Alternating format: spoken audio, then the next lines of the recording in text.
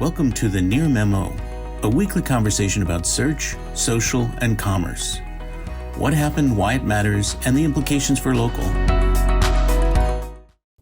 So let's move on to what is arguably the most important development of the week from our point of view, albeit maybe under the radar a little bit for a lot of people. The FTC fine against Fashion Nova, fast fashion online clothing seller. Online and offline. They do have I didn't know they had stores, actually. Well, I'm not a customer. I'm not part of the demographic segment that would be a customer for them, so I don't know. Your 3-week browsing history doesn't include Vogue or what are the fashion magazines? Well, I read the Vogue. I actually do read the Vogue. They have a good technology site, but no, I'm not a customer.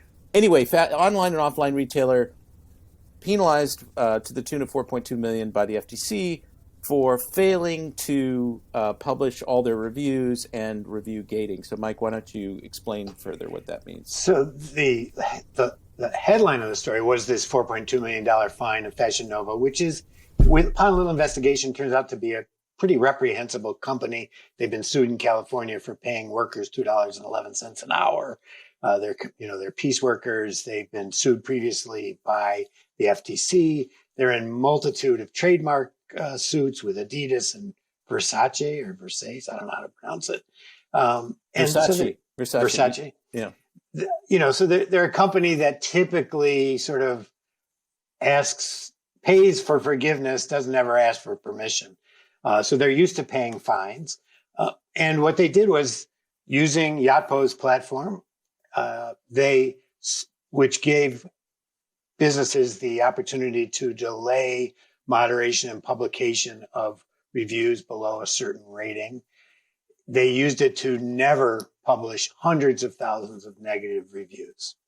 And now you may recall that last year, Yotpo signed a sort of consent agreement with the FTC to not allow that behavior to go on. And the FTC agreed to not punish Yotpo because they were so cooperative with the FTC investigation.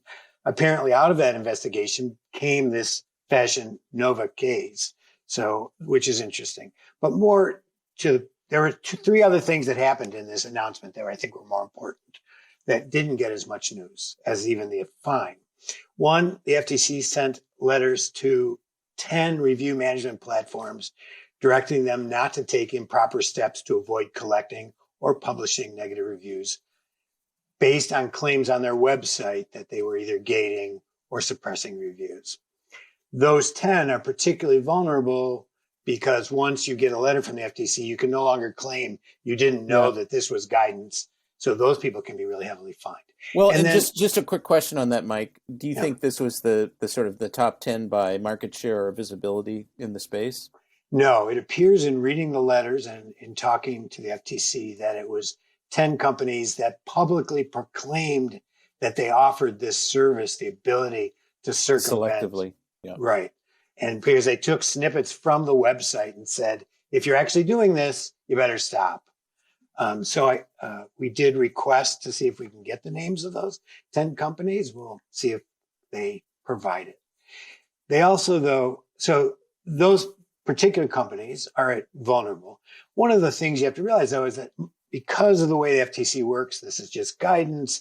They have to be able to prove that the business was actively deceiving customers, which is very difficult to prove. Most small businesses are really not very vulnerable if they are still gating or they are suppressing reviews, unless they're with one of these 10 companies and the FTC goes in and gets them to divulge who's doing it, and that's very likely.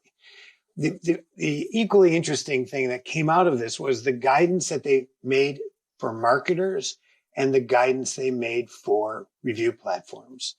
That sort of sets the stage for more rigorous enforcement. That in the big picture, review gating is no more. Suppression or selective review and rating display is no longer going to be tolerated. Interestingly, positive and negative reviews should be treated equally. So even So in other words, Yotpo can no longer say, oh, you have 2 weeks to deal with your negative reviews before we publish them, which is what they said in the settlement. They have to be published at the same time. So if you're going to delay due to moderation, positive and negative reviews have to be delayed simultaneously, or you have to publish them all and then moderate.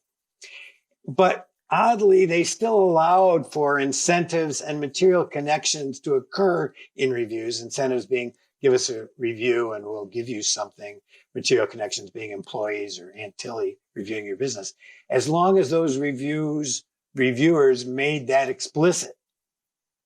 So it's kind of a not as clean. It should be real. Small businesses and all businesses need clean guidelines.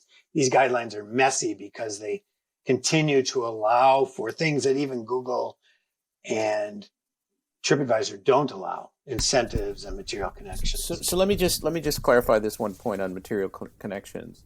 So you're allowed to have your employees and your family members review the business if it is clearly if it's clearly disclosed. And I said to them, well, what about the star ratings that are impacted by this? It isn't disclosed there. How could a review like that ever be considered valuable in an aggregate review rating, even with disclosure? It's not sensible. And they said to me that it was beyond their ability. They weren't in a position to enforce that because it wasn't a crime. So it's beyond their Well, I mean, enforcement. I don't think that's entirely accurate, because if their charge is to prevent consumer deception, one could make the very strong argument that if you have only friends and family reviewing your business, it's not a true reflection of the marketplace. And it also creates confusion because Google doesn't allow it. If you get caught at Google, you'll lose those reviews. If you get caught at TripAdvisor, you'll lose those reviews. So it creates this sort of, who then is that review going to be written for? That material connected. Well, it's on the business's website, I think, is what we're talking about. Right. Mike, does the FTC draw a distinction between or define a review versus a testimonial? That was where they don't make as great of a distinction as I think needs to be made. Yes. I made the case in my phone calls to them that there is a huge distinction. Yes. That one is more anecdotal and one is collective wisdom that should be protected as collective wisdom. And they said that's an arguable point, and they will be discussing it in the new testimonial and guidelines that are coming out. And they said that those guidelines will, the endorsement guidelines that will be coming out, be updated, and there'll be a comment period. And he said, so, because it strikes me you could simply have a page called testimonials that lists all 5-star reviews and be totally fine. As long as you clearly said, this does not reflect average sort of capabilities, that these people have material, whatever. Right? As long as you were clear about it, you could, I suppose. Yep. The other important thing was that they set guidelines for platforms. Now, what a platform is a very confusing question, because it could be everybody from a group of storage facilities, 100, 200, 500, that has their own review system that they built from scratch and do it yourself. It could be something like GatherUp that provides the tools to do that, but leaves moderation to the business. Could be something like Yotpo or Trustpilot that also does moderation, because they do the moderation so that Google will approve the reviews for AdWords. Or it could be something like Google, TripAdvisor, Yelp. All of those are platforms, and they gave 3 broad areas of guidance around collection. Don't just ask, don't do any gating.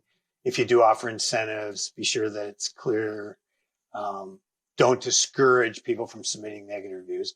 Around moderation. And the big thing in moderation is that first you have to verify that reviews are genuine and not fake. Can't edit review content, and you have to treat positive and negative reviews equally. So you can't set up a system that delays publication of negative reviews so that they drop to the bottom, that kind of thing. And then publication that you can't filter out. You got to show them all, or explain clearly what you're showing so there's no confusion. So there are clearly some gaps or blind spots or ambiguities. I mean, the testimonial one being a very obvious example, and the definitions of who falls into the platform category. Thanks for joining David, Mike, and Greg. To stay on top of the latest developments in local, subscribe to our newsletter at nearmedia.co. We'll see you next week.